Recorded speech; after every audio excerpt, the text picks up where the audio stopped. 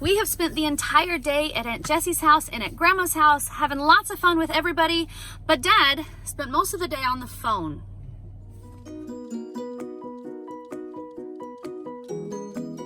So Dad got some news Tuesday. Dad got some news on Wednesday that was a little bit upsetting. He found out that his mom is actually in the hospital. So over the course of a couple of days, we've got a little bit more information finding out what is going on with Wee Wee. And right now, we think it might be COVID. Well, there's a lot more involved in that. So my mom was hospitalized because she has an inflammation of the first third of her small intestine, along with some other stuff in there. So she's under treatment. She's got an NJ tube, which is one of those tubes that goes through your nose and to take some of the fluid out. Then yesterday, they took some X-rays of her lungs or her thorax, and then they found they could see something in the X-ray, some black stains in the lungs, and they didn't know what it was. So they did an MRI this evening, and then they found those stains were some crystallized chips in her lungs. They think it might be COVID. So she's gonna be transferred from the floor where she was at to a isolation area. My dad, who is 72, has been with her the entire time, so now he has to go in quarantine. They're gonna run some tests tomorrow, some COVID tests tomorrow, and we shall find out more.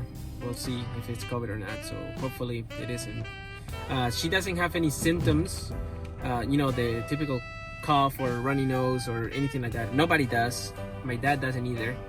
But the way this virus has act on people, the symptoms are so different on everybody. But So what does she have? she has a lot of inflammation. Because of the inflammation in her small intestine, her stomach, her belly area, it's really swollen.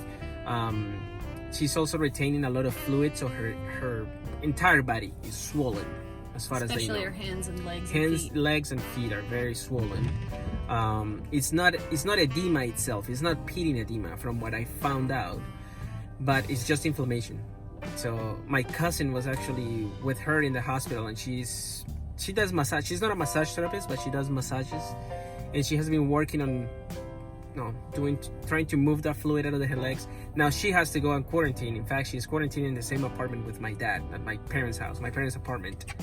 So she's gonna quarantine with my dad in their apartment because they have been together. So have your parents been quarantining and keeping to themselves this whole time? So my parents are in Colombia. In Colombia, they had strict rules for a while where no people over the age of 70 were allowed to leave homes. So my dad had to stay home, and depending on your your ID, you were allowed to go to the store to buy supplies, not to go to the supermarket. So for example, if your driver license ended on 0, so you could go on Mondays. If yours ended up on 1 or 2, you could go on Tuesday. So trying to diminish the amount of people that were going at the same time to a supermarket. So my dad was in lockdown for, I don't know, like 6 months, 7 months. And finally, the last couple of months, the country started opening up. The numbers went down. But then all of a sudden, just like here, the numbers started going up. So, we don't know. So we don't know yet. Do they do COVID tests the same as they do in the United States, where they give you a swab up the nose and they can tell you within a day or two if you have COVID? Or is it like take a week, or how long do you think it'll take? I don't know. I believe so. I know my best friend back home, he got COVID, and because he's been helping me a lot. He's been my bridge basically between me and my parents at the hospital. He's got COVID right now. He's actually getting over it. And he told me that when he started having symptoms, he calls his doctor, and 3 days later he got the test. I don't know why it took that long. So I don't know. I don't know. I'm not there, so I don't understand, or I don't know how the healthcare system works in Colombia. But I'm hoping it's just like here. Like, you can just go get your thing up your nose and that's it.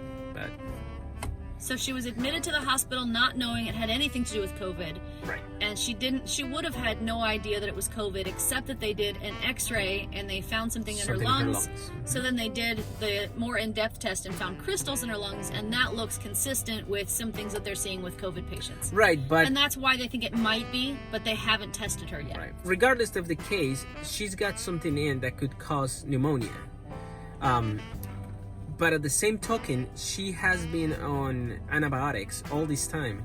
So the antibiotics might keep her from getting sick. It's not going to get infected maybe in her lungs. Maybe she won't get the pneumonia because she's been on antibiotics. Right. So it's possible that she's getting over whatever she has and that it's not going to get worse.